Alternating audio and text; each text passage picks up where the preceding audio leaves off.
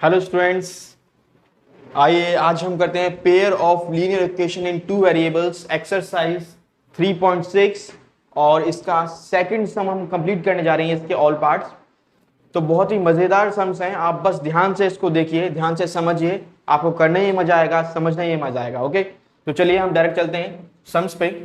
First question इसका, formulate the following problems as a pair of equations and hence find their solutions. पहले हमको क्या करना है, इसको हमें फॉर्म करना है ना। पेयर ऑफ इक्वेशन फॉर्म करना है, नहीं पेयर ऑफ इक्वेशन हमें बनानी है, उसके बाद उनको सॉल्व करना है। आइए हम फर्स्ट टर्म पढ़ते हैं अपना। और फर्स्ट टर्म है, Ritu can row downstream 20 kilometre in 2 hours and upstream 2 kilometre in 2 hours. Find her speed of rowing in still water and speed of the current.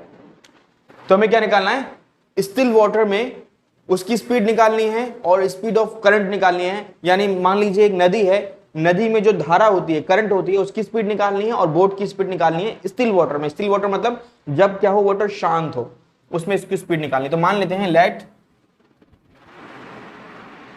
जो हमें पूछा जाता है उसको हम लेट करते हैं, एक्स और वाई मान लेते हैं। सिंपल तरीका है, late speed of boat in still water. हम शांत पानी में उसकी जो स्पीड है बोट की मान लेते हैं कितनी है, x किलोमीटर पर आवर। एक ये पूछा था हमें, तो ये मैंने x लेट कर लिया। और मान लेते हैं लेट स्पीड ऑफ करंट। हम जानते हैं जैसे कि नदी होती है, नदी में क्या होती है, धारा जो बहती है, करंट जो बहती है, तो उसकी कुछ स्पीड होती है ना, नदी किस तरीके से बहती है। तो हमने दोनों को इसको x मान लिया कि बोट की जो है शांत पानी में स्टिल वाटर में कितनी है, x किलोमीटर है। इन स्टिल वाटर नहीं लिखा मैंने यहाँ पे, water in still water, still water में कितनी है, x किलोमीटर पर आवर है। और करंट की स्पीड कितनी है, वो y किलोमीटर पर आवर है। अच्छा एक बात, जब हमें पता है कि जब नदी होती है, तो सपोज ये नदी बह रही है, तो इसमें क्या होगा, और एक हमने इसमें बोट को लेट किया, ठीक है। अब जब ये बोट जो है, जो करंट जो है, जो धारा जो है, इसके डायरेक्शन में बहेगी, इसके साथ साथ बहेगी, तो क्या होगा, इसकी स्पीड तेज होगी। स्पीड तेज क्यों होगी, क्योंकि जो ये करंट है ना, ये धारा है, इसकी स्पीड और बोट की स्पीड क्या होगी, प्लस होती है ना। दोनों एक ही डायरेक्शन में आ रही है, तो उसकी स्पीड क्या हो जाएगी, दोनों की प्लस होगी। वही सेम केस, अगर धारा ऐसी बह रही है और बोट हमारी यहां पर है, ठीक है, बोट हमारी इधर है, तो क्या होगा, ये जब उल्टी डायरेक्शन में यानी इस डायरेक्शन में आएगी, तो ये जो करंट है, ये जो धारा है, ये बोट की स्पीड को कुछ काटेगी, तो इसकी जो स्पीड होगी वो क्या होगी, कम हो जाएगी। जैसा कि इसमें ऐसा होता है, साइकिल चलाते हैं, जब हवा हमारी तरफ होती है, अपोजिट होती है हमारे, तो साइकिल चलाने के लिए हमें ज्यादा मेहनत करनी पड़ती है और हमारी स्पीड भी उतनी नहीं हो पाती है। और अगर साइकिल हम उसी डायरेक्शन में चला रहे हैं जहां पर हवा ब्लो कर रही है, जहां पे एयर ब्लोइंग ऑफ एयर हो रही है, जहां पे हवा बह रही है, उसी डायरेक्शन चलाते हैं, तो क्या होता है, हमें पैडल मारने में भी आसानी होती है और हमारी स्पीड जो होती है बढ़ जाती है ऑटोमेटिकली। तो सेम यहां पे होता है, यहां पे जो इसकी स्पीड होगी वो क्या होगी, प्लस, और यहां पे इसकी स्पीड, इन दोनों की स्पीड क्या होगी, माइनस। ध्यान हमें इस बात का रखना पड़ेगा, ऑलवेज जो बोट होगी उसकी स्पीड ज्यादा रही होगी, है ना, करंट से उसकी स्पीड हमेशा क्या होगी, ज्यादा होगी, तभी तो वो आगे बढ़ पाएगी।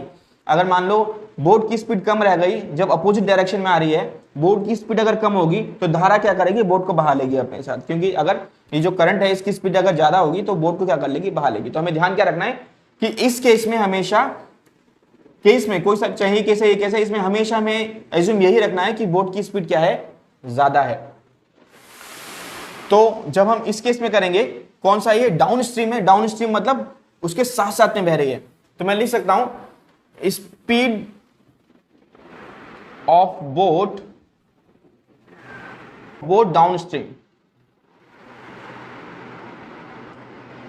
डाउन स्ट्रीम में उसकी इसकी स्पीड कितनी हो जाएगी, x जो कि बोट की स्पीड थी, प्लस y जो कि करंट की स्पीड थी, दोनों की स्पीड क्या होंगी, प्लस होंगी, x plus y kilometre per hour. तो ये तेज चलेगी, ठीक है।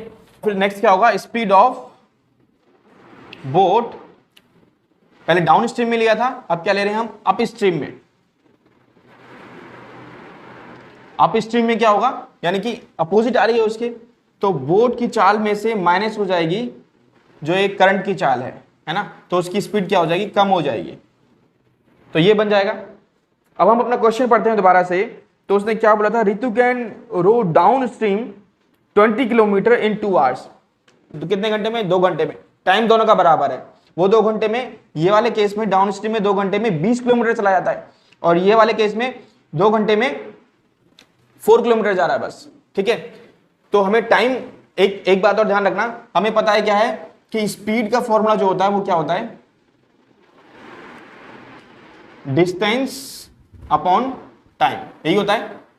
तो अगर मैं टाइम देखूं, क्योंकि टाइम दोनों में कॉमन है 2 आवर्स, अगर मैं टाइम की बात करूं तो टाइम ऊपर आएगा, तो time will be equal to distance upon speed, यही होगा।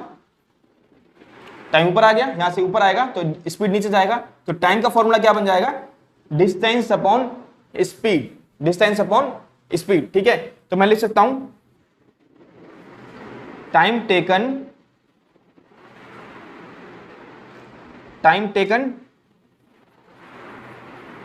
Down stream. ठीक है, अब जब डाउन स्ट्रीम में गया तो टाइम उससे कितना लगा, टाइम का फॉर्मूला कितना है, डिस्टेंस अपॉन स्पीड। तब जब डाउन स्ट्रीम में था तो डिस्टेंस कितना था, 20 किलोमीटर। ठीक है, और स्पीड कितनी थी उसकी डाउन स्ट्रीम में, ये वाली स्पीड थी x प्लस वाई। ठीक है, ये क्या है, टाइम है, तो ये आवर्स में होगा। ठीक है, तो टाइम हो गया। अब टाइम टेकन डाउन स्ट्रीम इतना होगा, और टाइम टेकन था, टाइम था कितना, 2 आवर्स। टाइम कितना ले रहा था उसने, 2 आवर्स ही लिए थे, तो 2 will be equal to 20 upon x plus y, ये हो जाएगा। ठीक है, x प्लस वाई ऊपर ले आते हैं, 2 नीचे ले आते हैं, तो कितना हो जाएगा अब ये, x plus y is equal to 20/2, कितना आ जाएगा, 10, यानी कि x प्लस वाई कितना आ जाएगा, 10। यहां तक समझ में आ गया। ये इक्वेशन फर्स्ट हमारी हमें मिल गई, फर्स्ट इक्वेशन मिल गई, x plus y is equal to 10। यहां तक क्लियर है पॉइंट। इसको मैं रब कर देता हूं, आगे समझाता हूं। अकॉर्डिंग टू क्वेश्चन करते हैं। अब जब अब टाइम टेकन कब, पहले अभी हम डाउन स्ट्रीम निकाला था, अब अप स्ट्रीम निकालते हैं। Time taken up stream, time का फॉर्मूला वही होता है ना, डिस्टेंस अपॉन स्पीड। डिस्टेंस अब कितना कवर किया है उसने भाई, यहां पे जब डाउन स्ट्रीम जा रहा था तो हमने देखा डिस्टेंस, आप क्वेश्चन में देख सकते हैं 20 किलोमीटर था, लेकिन जब वो अप स्ट्रीम जा रहा है तो उसका डिस्टेंस जो है वो कम हो गया, और वो कितना हो गया, 4 किलोमीटर हो गया है। डिस्टेंस अपॉन स्पीड, और स्पीड भी चेंज हो गई है। स्पीड कितनी हो गई थी उसकी, x माइनस वाई, कम हो गई थी, तभी तो डिस्टेंस उसने कम कवर किया।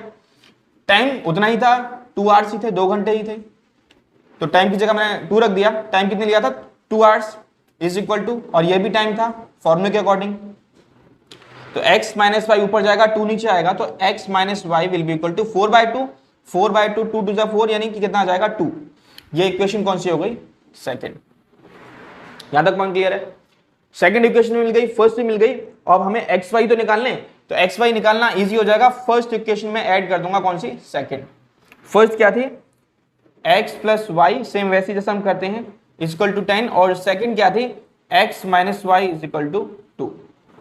प्लस किया है क्यों, क्योंकि दोनों के साइन अपोजिट हैं, y से y कैंसिल हो जाएगा, यहां जाएगा 2x is equal to 10 plus 2 12, और ये नीचे आएगा 2, तो x की वैल्यू कितनी आ जाएगी, 6, 2 6 12, x की वैल्यू आ गई। y की वैल्यू निकालने, y की वैल्यू हम कैसे निकालते हैं, putting the value of y in equation first में डाल दें। फर्स्ट इक्वेशन ये थी, x plus y is equal to 10, और x की वैल्यू कितनी आई है, 6 आ गई, तो यहाँ पे 6 लिख देता हूं, y इज इक्वल टू 10। 6 उधर चला जाएगा तो 10 में से माइनस हो जाएगा, 10 माइनस 6 कितने हो जाएंगे, 4। ठीक है, 4 हो जाएंगे। तो अब मैं क्या लिखूंगा, लास्ट में लिखूंगा speed of boat in still water is 6 kilometre per hour. ठीक है, मैं लिख सकता हूं, चलो यहां लिख देता हूं मैं, स्पीड ऑफ बोट, आप पूरा लिख लेना इसको, इन स्टिल वाटर वो कितना है, 6 किलोमीटर पर आवर है। ठीक है, और speed of current speed of current कितनी निकली हमारी y, और y कितना निकला है हमारा 4 किलोमीटर पर आवर। ठीक है, ये आ गया, ये हमारा आंसर है। अब देखिए स्पीड ऑफ बोट जो है 6 है, करंट की स्पीड कितनी है 4 है, तो speed of boat is greater than speed of current. तो हमें आइए हम एक्सरसाइज 3.6 का सेकंड सम करेंगे। इस सम को हम पढ़ लेते हैं पहले। 2 women and 5 man can together finish an embroidery work in 4 days, है ना। 2 वुमन हैं और 5 मैन हैं, वो एक साथ जो एक एम्ब्रॉयडरी काम को 4 दिन में खत्म कर सकते हैं। While 3 women and 6 men can finish it in 3 days, जबकि 3 जो हैं विमेन हैं और 6 मैन हैं वो 3 days में कंप्लीट कर सकते हैं। Find time taken by 1 woman alone, अगर एक वुमन जो है उस कार्य को कितने दिन में कर सकती है वो निकालना है, और एक मैन जो है उस काम को अलोन कितने दिन में कर सकता है वो निकालना। जो हमें पूछा जाता है उसको हम लेट करते हैं, उसको मान लेते हैं। तो आइए हम इसको लेट करते हैं पहले। Let 1 woman can finish the work in x days। हमने क्या मान लिया कि वो x days में फिनिश कर सकती है। Then and let 1 man can finish the work in y days।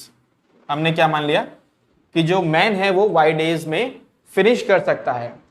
अब ये क्वेश्चन हम देखेंगे इस टाइप के जब भी आएंगे, ये है वर्क, कुछ काम हो रहा है, और टाइम, वर्क एंड टाइम के क्वेश्चन आइए। ठीक है, और जब वर्क एंड टाइम के क्वेश्चन आ जाते हैं तो हमें हमेशा एक दिन का वर्क पहले निकालना पड़ता है। हमें एक दिन का वर्क पहले निकालना पड़ेगा। जैसे कि सपोज मैं आपसे बोलता हूं कि हम कोई भी मिस्त्री को अगर लेकर आए घर बनाने के लिए, तो होता क्या है, हम एस्टिमेट लगाते हैं, मिस्त्री से पूछते हैं कि भाई आप कितनी, कैसे कई कहते हैं एक दिन में आप कितनी ब्रिक्स लगा सकते हैं, ईंट लगा सकते हैं। तो जितने हम देखते हैं कि एक दिन में वो कहता है भाई मैं 500 या 1000 ईंट लगा सकता हूं, तो उस हिसाब से हम देख लेते हैं कि एक वर्क को कंप्लीट करने में कितना टाइम लग जाएगा। तो सेम यही ऐसा रहता है, जो भी इस टाइप के वर्क एंड टाइम के क्वेश्चन आएंगे उसमें हमें एक दिन का काम निकालना पड़ेगा पहले उनका, और एक दिन का काम निकाल लेंगे तो सम को जो है निकालना हमें बहुत ही ईजी हो जाएगा। जैसे कि अच्छा एक दिन का निकालेंगे कैसी बात ये आती है, तो मान लीजिए मैं तुम्हें कोई वर्क देता हूं करने के लिए, सपोज कुछ ड्राइंग का ही वर्क देता हूं। ठीक है, अब ड्राइंग के वर्क में आप मुझसे अगर कहते हैं कि भाई मुझे इस ड्राइंग को करने में सर 4 दिन लग जाएंगे करीब, मैं कुछ घंटे काम करूंगा और मुझे 4 दिन लग जाएंगे, अगर मैं 2-2 घंटे या 4-4 घंटे जो भी आपका टाइम होगा करने का, तो 4 दिन लग जाएंगे। तो आपसे कहूंगा भाई 4 दिन तो लग जाएंगे, एक दिन में आप कितना कर लोगे, तो आप क्या करोगे, भाई मुझे लगेंगे 4 दिन, तो मैं एक दिन में इसका 1 भाग कर लूंगा। ठीक है, 1 पार्ट कर लूंगा, 4 का 1 पार्ट कर लूंगा। तो 4 अगर हम डिवाइड भी करें इक्वली तो 1 2 3 4 पार्ट्स हो रहे हैं इसके, तो 4 पार्ट के आप 1 पार्ट कर लेंगे 1 डे में, है ना। सेकंड डे में आप 2 पार्ट कर लेंगे, टोटल का आप 4 का आप 2 पार्ट कर लेंगे। ठीक है, थर्ड डे में 3 का 4 पार्ट कर लेंगे, और 4 डे में 4/4 4 के 4 पार्ट कर लेंगे आप, तो 4 को लेस करेंगे तो 1, तो वर्क पूरा कितना हुआ है 1। वर्क हमेशा कितना होता है, काम हमेशा एक होता है। ठीक है, काम हमेशा कितने लिए आता है, पूरा एक काम। आपसे बोला जाए आप क्या कर रहे हैं, आप मान लीजिए पेजेस लिख रहे हैं, 10 पेज लिख रहे हैं, तभी आप कहूंगा मैं एक काम कर रहा हूं। काम को हमेशा एक ले आता है। जैसे कि आपने देखा 4 के अगर 4 पार्ट कंप्लीट हो जाए तो काम कितना निकल करके आया, एक काम आपका कंप्लीट हो चुका है। ठीक है, इसको ऐसे भी समझ सकते हैं, जैसे कि मैंने आपको बताया था कि 4 डेज में आप काम कंप्लीट करते हैं 1, 4 डेज में आप काम कंप्लीट करते हैं 1, तो मुझे 1 डे में आप कितना कर लेंगे, तो 1 डे के लिए हम क्या करेंगे, डिवाइड करेंगे, 4 नीचे आएगा तो 1/4 हो जाएगा, है ना। तो 1 डे में ये वाला काम निकल करके आएगा। ठीक है, तो सेम ऐसे यहां पर होगा। भाई यहां पर हमें पता था कि एक वुमन जो है वो एक काम को फिनिश करने में x डेज ले रही है ना, x डेज ले रही है एक काम को फिनिश करने, 1 काम को फिनिश करने में वो कितने डेज ले रही है, x डेज। x डेज में कितने काम खत्म कर रही है, वो एक काम। लिख सकता हूं ऐसे, x डेज में वो कितना वर्क फिनिश कर रही है, एक वर्क अपना फिनिश कर रही है, वो एक काम खत्म कर रही है। तो 1 डे में वो कितना काम कर लेगी, इसका कुछ पार्ट करेगी तो 1/4 x हो जाएगा, x नीचे आ जाएगा, तो 1 डे के लिए क्या हो जाएगा 1/x हो जाएगा। और ऐसी मैन का अगर मान लीजिए वो y डेज में कंप्लीट कर रहा है काम को, एक काम y डेज में 1 काम कंप्लीट कर रहा है, तो y नीचे आ जाएगा, 1 डे का कितना हो जाएगा, y नीचे आएगा तो 1/y हो जाएगा, सिंपल। ठीक है, बात समझ में आ गई यहां तक? मैं इसको रब कर देता हूं। इसमें ध्यान आपको ये बात रखनी है कि जब भी वर्क एंड टाइम के इस टाइप के क्वेश्चन आए तो आपको 1 डे वर्क निकालना पड़ेगा उनका। ठीक है, तो हम लिखते हैं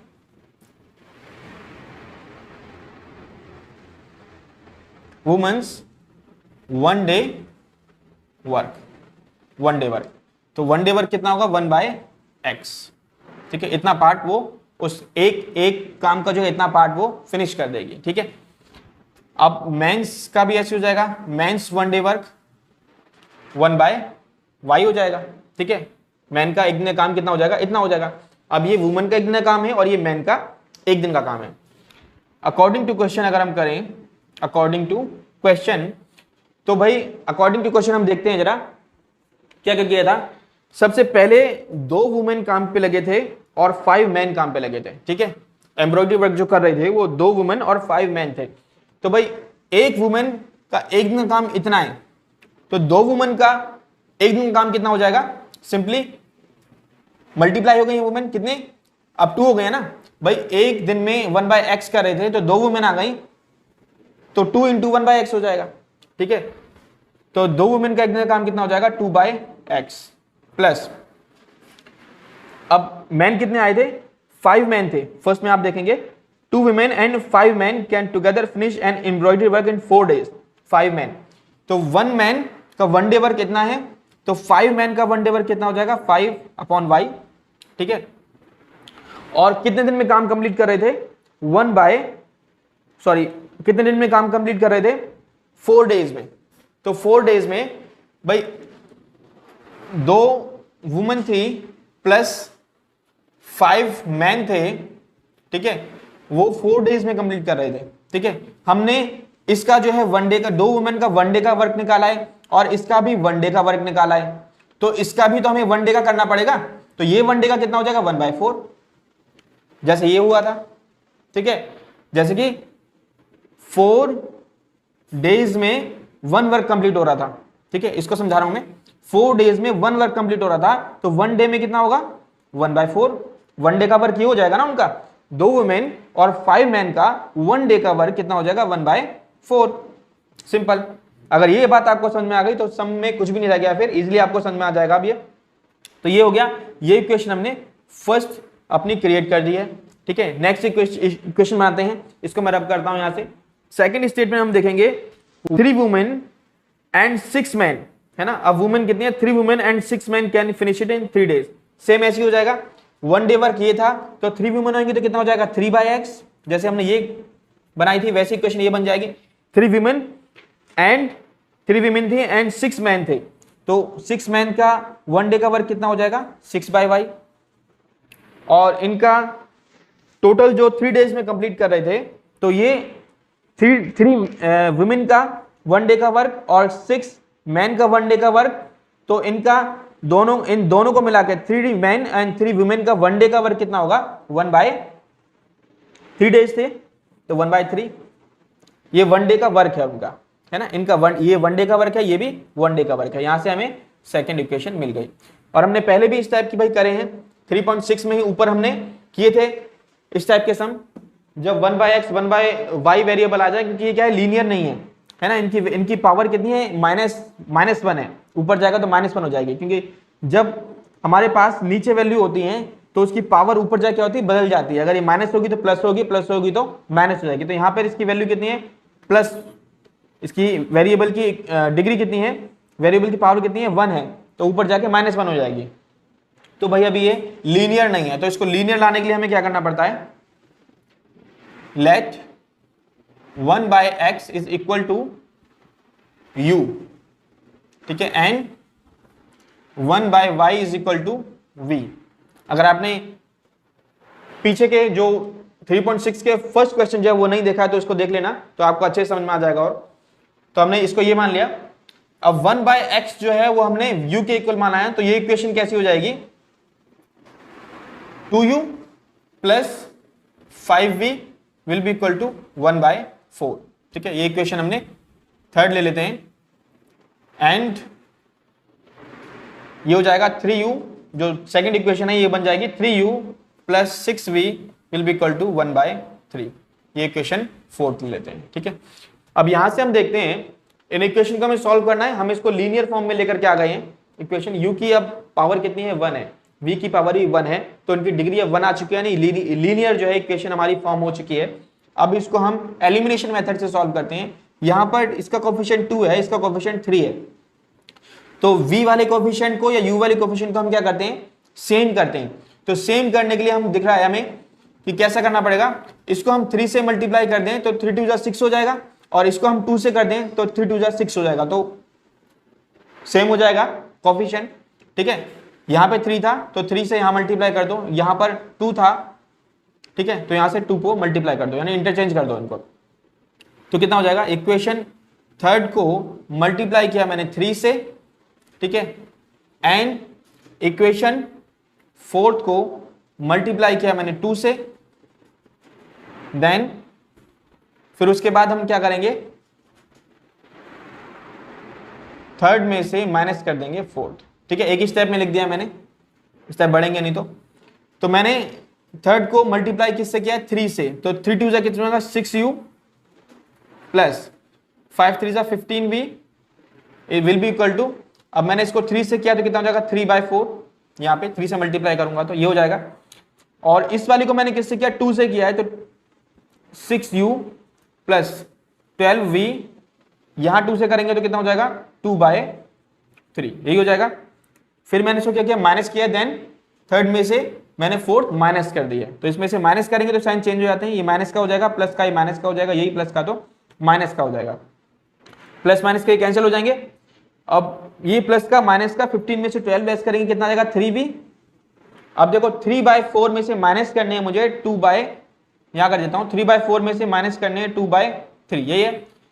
4 and 3 का एलसीएम कितना आएगा, 12, ठीक है, यहां कितना जाएगा, 3 3 9 और 8, ठीक है, ये हो जाएगा 1/12, कितना आएगा, 1/12। अब 3 नीचे आएगा तो v की वैल्यू कितनी आ जाएगी, 12 से 3 मल्टीप्लाई होगा तो 1/36 आ जाएगा, है ना, ये आ जाएगा 1/36। मैं इस पोर्शन को रब कर देता हूं जिससे आगे सम कर सके हम। v की वैल्यू मेरी आ चुकी है यहाँ पे। अब v की वैल्यू लेकर के हम इक्वेशन थर्ड में डाल देते हैं, तो मैं लिखता हूं पुटिंग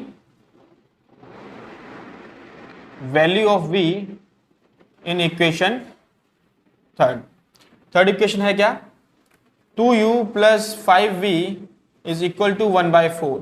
v की वैल्यू हमने निकाली है तो 2u तो ऐसी रहेगा, प्लस 5 का 5, v की वैल्यू 1/36 है तो 1/36 यहां डाल दिया मैंने, मल्टीप्लाई होगा इससे, बराबर 1/4 के है। तो 2u प्लस ये हो जाएगा 5/36, 1/4, 5/36 उधर चला जाएगा तो 2u की वैल्यू कितनी आ जाएगी, 1/4 माइनस 5/36, ठीक है। अब 2u यहां मुझे एलसीएम लेना पड़ेगा, एलसीएम कितना आएगा इन दोनों का, 36 ही आएगा, ठीक है। अब 36 आएगा, इसको इसे डिवाइड करते हैं, ठीक है, डिवाइड करूंगा तो किस पे, 9 पे जाएगा, 9 1 जा 9 माइनस 36 1 जा 1 पे वो 5 आएगा, ठीक है। तो कितना हो जाएगा ये, 2u will be equal to 9 minus 5, that will be 4/36। 2 नीचे आएगा, ठीक है, या मैं कैंसिल भी कर सकता हूं इसको, 9 पे कैंसिल हो रहा है, 1/9 हो गया। 2 नीचे आएगा तो u की वैल्यू कितना हो जाएगी, 1/18। v की वैल्यू और u की वैल्यू हमारी निकल चुकी है। अब मुझे क्या करना है, x और y की वैल्यू निकालनी है, ठीक है। तो x और y की वैल्यू कैसे निकालेंगे, हमने लेट किया था नाउ कि 1/x जो है वो बराबर किसके है, u के है। तो 1/x जो है वो बराबर किसके होगा, u कितना आया है, 1/18, 18 इधर आएगा, x इधर जाएगा, तो यानी कि x की वैल्यू कितनी आ जाएगी, 18, ठीक है, x की वैल्यू 18 आ गई। इसी तरीके से हम क्या करेंगे, y की वैल्यू निकालेंगे। नाउ वी नो कि 1/y जो है वो बराबर किसके है, v के है। 1 बाय वाई, v कितना निकाला था हमने 1 बाय 36, 36 ऊपर आएगा, क्रॉस मल्टीप्लीकेशन है, y भी ऊपर आएगा, तो y की वैल्यू कितनी हो जाएगी 36। तो यहां से हमारी y की वैल्यू आ गई 36 और x की वैल्यू आ गई 18। ठीक है, तो हमसे पूछा गया था कि एक वुमन उस कार्य को कितने दिन लगाएगी करने में, और एक मैन जो है उस काम को, उस वर्क को करने में कितना डेज लगाएगा। तो आप नीचे लिख देंगे one woman will finish the work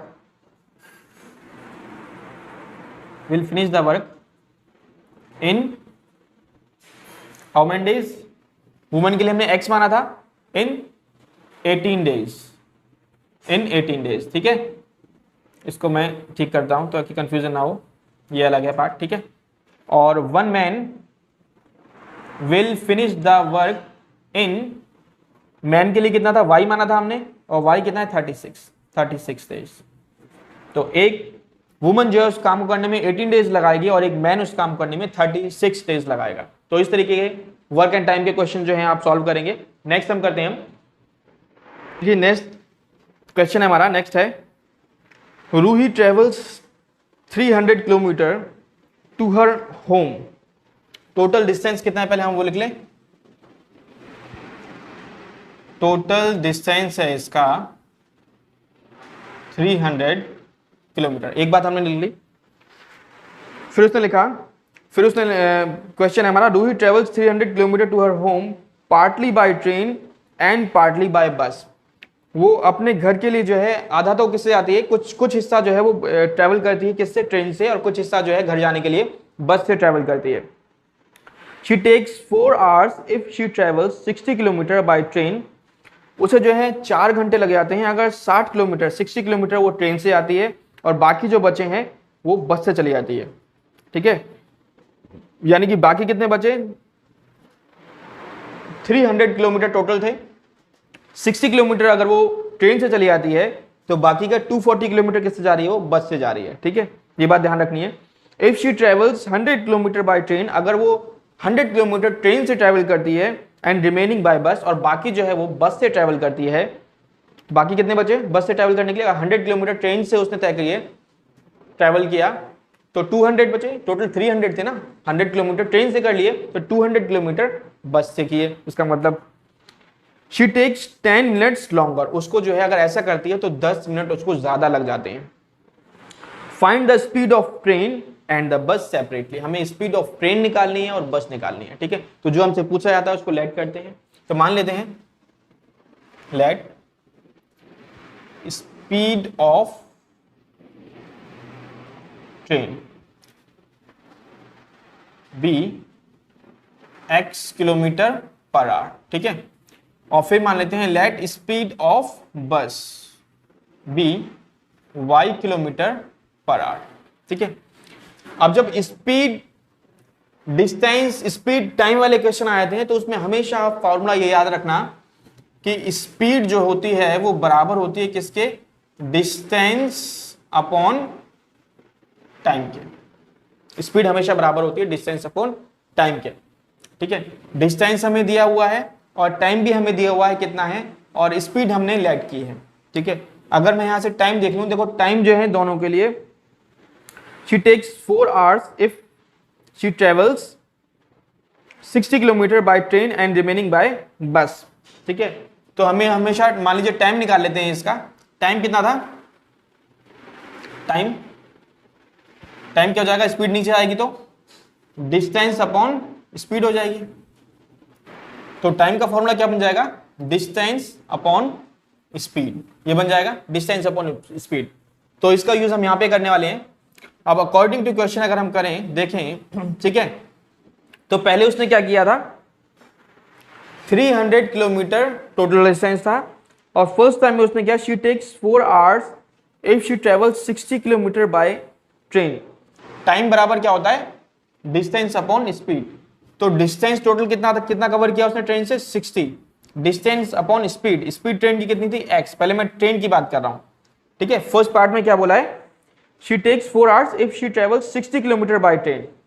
60 kilometre distance है बाय ट्रेन, ट्रेन की स्पीड कितनी थी, h प्लस, अब अगर उसने टोटल जो है 60 किलोमीटर ट्रेन से ट्रेवल किया है तो ये टाइम निकल आया कि ट्रेन से जो है उसको इतना टाइम लगा होगा। अब बाकी डिस्टेंस उसने कैसे कवर किया है, बस से, तो डिस्टेंस बचा कितना, 60 किलोमीटर उसने कवर कर लिया, तो डिस्टेंस बचा कितना, 240 किलोमीटर। 300 में 60 माइनस करेंगे तो 240 बचेगा, तो 240 अपॉन ये बस से किया है। अब बस की स्पीड क्या थी, y, डिस्टेंस अपॉन स्पीड, ये भी टाइम है, ठीक है। तो ये टाइम जो उसने ट्रेन से लिया और ये टाइम जो उसने बस से लिया, टोटल टाइम से लगा कितना, 4 आवर्स, ठीक है। ये भी टाइम, ये टाइम बन गया ना, डिस्टेंस अपॉन स्पीड टाइम है, डिस्टेंस अपॉन स्पीड ये भी टाइम है, दोनों टाइम है, और दोनों टाइम मिलाकर के उसने कितने घंटे लगे थे उसको, 4 घंटे, 4 आवर्स लग गए थे उसको, ठीक है। तो फर्स्ट क्वेश्चन हो गई। और दूसरी बात उसने फिर क्या बोली, if she travels 100 kilometre by train, अब ट्रेन से डिस्टेंस उसका कितना है, 100, डिस्टेंस अपॉन स्पीड, डिस्टेंस ये 100 किलोमीटर, स्पीड ट्रेन की, बाकी कितना बचा, यानी कि 200 किलोमीटर उसने किससे कवर किया है, बस से, तो 200 इसका डिस्टेंस किससे, बस से, डिस्टेंस अपॉन स्पीड, बस की स्पीड कितनी है, y, तो उसने बोला अगर वो ऐसा करती है तो उसे कितने, 10 मिनट ज्यादा समय लग जाते हैं, यही बोला था उसने, शी टेक्स 10 मिनट्स लॉन्गर। अगर वो इस तरीके को अपनाती है तो उसको 10 मिनट ज्यादा टाइम लग गया, यानी कि 4 घंटे तो लगे ही लगे, प्लस उसको 10 मिनट ज्यादा टाइम लगाए। अब देखो ये है आवर्स, घंटे हैं ये, और ये क्या है, मिनट्स, तो मुझे मिनट्स को मैं ऐड नहीं कर पाऊंगा डायरेक्ट आवर्स में, घंटे में, तो मुझे क्या करना पड़ेगा, इसको बदलना पड़ेगा आवर्स में, और आवर्स में बदलने के लिए मुझे क्या करना पड़ेगा, 10 को डिवाइड करना पड़ेगा 60 से।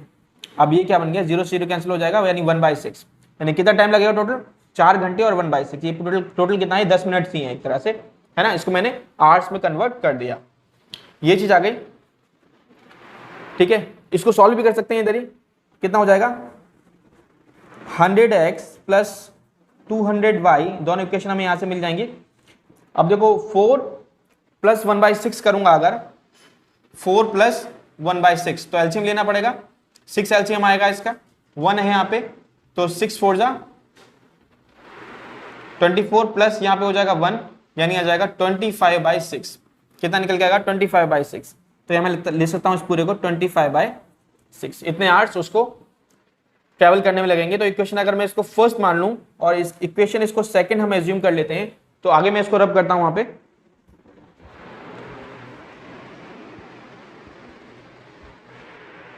अब ये मैंने रब कर दिया है, फर्स्ट इक्वेशन है, सेकंड है। अब मुझे फिर से देखो वैसे ही आ गया 1/x 1/y 1/x 1/y, तो 1/x को हम क्या करते हैं ऐसे सम करने के लिए, let 1/x is equal to u, ठीक है, and 1/y is equal to v, ऐसे ही मान लेते हैं हम, ठीक है।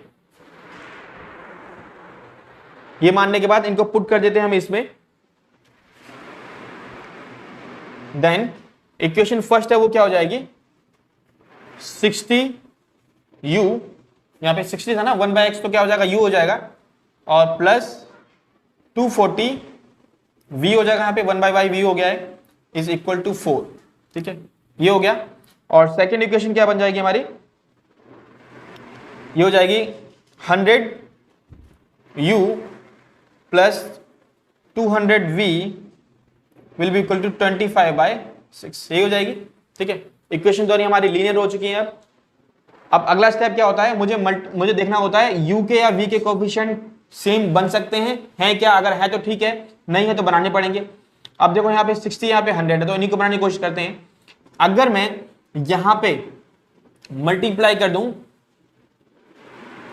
5 6 30, है ना, 5 से मल्टीप्लाई कर दूं, अगर मैं इसको मान लो इक्वेशन थर्ड नाम देते हैं और इसको फोर्थ नाम देते हैं, ठीक है, तो इक्वेशन जो थर्ड है उसको मल्टीप्लाई कर दूं 5 से, तो कितने हो जाएंगे, यहाँ पे 300 हो जाएंगे, यहाँ पे 300 बन गया, तो यहाँ पे 300 बन सकते हैं, बिल्कुल बन सकते हैं, अगर मैं यहाँ पे 3 से मल्टीप्लाई कर दूं, एंड इक्वेशन फोर्थ को मैंने किससे मल्टीप्लाई कर दूं, 3 से, तो कोफिशिएंट सेम हो जाएंगे, और जैसे सेम कोफिशिएंट हो जाएंगे तो मैं क्या करूंगा, देन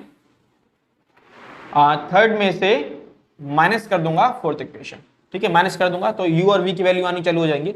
तो इसको मैंने किससे मल्टीप्लाई किया है, 5 से, तो 5 से मैं इसको मल्टीप्लाई कर दूं, 5 6 जा 300 u हो जाएगा यहाँ पे, प्लस इसको 5 से करूं 500, 5 4 जा 20 का 0 कैरी ऑन 2 होगा, और 5 2 जा 10, 10 and 2 12, 1200 आ जाएगा, 1200 v, और यहाँ पे क्या आ जाएगा 5 4 जा 20। ठीक है, ये मल्टीप्लाई कर दिया। फोर्थ को मैंने 3 से किया है तो यहाँ पे कितना हो जाएगा 300 u, प्लस इसको मैं 3 से करूंगा कितना आ जाएगा 3 2 जा 600 v, और ये कितना आ जाएगा, इसको मैंने 3 से किया है ना मल्टीप्लाई, तो देखो 25 को जब मैं 25/6 को मल्टीप्लाई करूंगा 3 से, तो 3 1 जा 3, 3 2 जा 6, यानी 25/2 हो जाएगा, 25/2 हो जाएगा। ठीक है, क्लियर है पॉइंट। अब कोफिशिएंट इक्वल हो गए हैं, मैंने क्या किया था, माइनस किया था, साइन चेंज हो जाएंगे इसके, माइनस का हो जाएगा, ये माइनस का हो जाएगा, ये माइनस का, कैंसिल, यहाँ कितना बच जाएगा, ये प्लस का ये माइनस का है, तो 600 v बचेंगे यहाँ पे, और 20 में से मुझे अब माइनस करना है कितना, यही करता हूं मैं। ठीक है, देखिए रफ वर्क है ये, 20 में से मुझे माइनस करना है कितना 25/2, एलसीएम 2 आएगा इसका, ये कितना हो जाएगा 20 2 जा 40 माइनस 25, 40 में से 25 माइनस करेंगे कितना आ जाएगा 15/2, कितना आएगा 15/2, 600 नीचे आएगा तो v की वैल्यू कितनी आ जाएगी 15/602। ठीक है, कैंसिल कर दें इसको, किस पर जाएगा ये 15 4 जा 60 हो जाएंगे, 40 आ जाएगा, यानी कि दिस इंप्लाई v की वैल्यू कितनी आ जाएगी 1/42 जा 80, v की वैल्यू हमारी ये आ जाएगी 1/80। अब v की वैल्यू निकालने के बाद हम v की वैल्यू इक्वेशन किस में रखेंगे, थर्ड में। ठीक है, इक्वेशन थर्ड में रखेंगे, तो मैं इसको रब करता हूं, रब करने के बाद यहां मैं लिखता हूं putting the value of v in equation third हमारी है क्या, ये है 60u plus 240v is equal to 4, यही है वैल्यू किसकी निकाली हमने v की, तो 60u प्लस 240 v की वैल्यू मल्टीप्लाई हो रही है, तो मल्टीप्लाई क्या 180 इज इक्वल टू 4, कितना हो जाएगा 60u प्लस इसको 0 से 0 कैंसिल हो जाएगा, और ये कैंसिल हो जाएगा 3 पे। ठीक है, तो कितना आ जाएगा 3 आ जाएगा, 3 1 जा 3 आ जाएगा, विल बी इक्वल टू 4, तो 3 उधर लेके जाएंगे, तो 60u will be equal to 4 minus 3 कितना आ जाएगा 1, तो u की वैल्यू कितना आ जाएगी 1/60, u की वैल्यू आ गई। अब हमें x और y की वैल्यू निकालनी है, तो x और y की वैल्यू तो निकालना सिंपल है, यहाँ पे स्पेस है, मैं यहाँ पे कर रहा हूँ इसको। ठीक है, तो now 1/x was equal to u, तो 1/x u की वैल्यू हमने निकाली है जो कि 1/60 है, x ऊपर जाएगा 60 यहां पर आएगा, क्रॉस मल्टीप्लीकेशन हो जाएगा, तो x की वैल्यू कितनी आ जाएगी 60, x की वैल्यू कितनी आ जाएगी 60, और x क्या था स्पीड ऑफ ट्रेन। ठीक है, तो हमें ट्रेन की स्पीड आ चुकी है, और यहां पे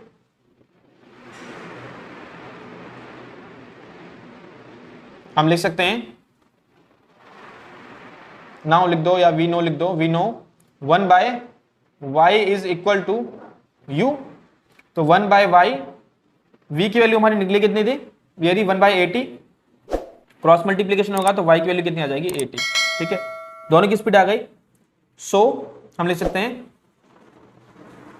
स्पीड ऑफ ट्रेन की स्पीड कितनी है, x 60 निकला था, तो 60 किलोमीटर पर आवर।